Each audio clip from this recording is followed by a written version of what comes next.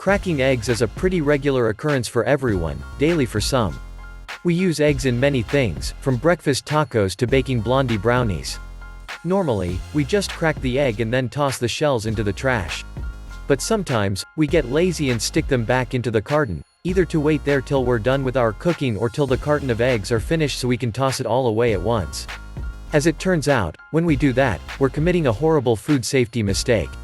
According to some research, we should never be storing our empty eggshells along with our fresh eggs. And here is why.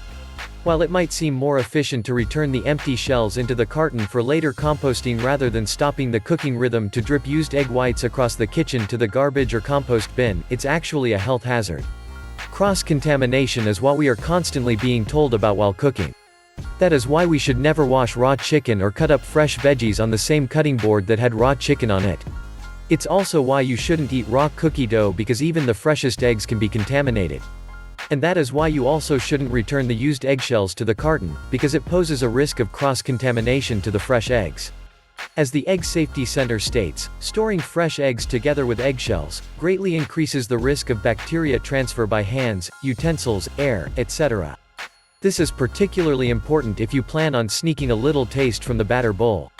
Plus, it's not a good idea to reuse old cartons in order to store fresh eggs for the same reason.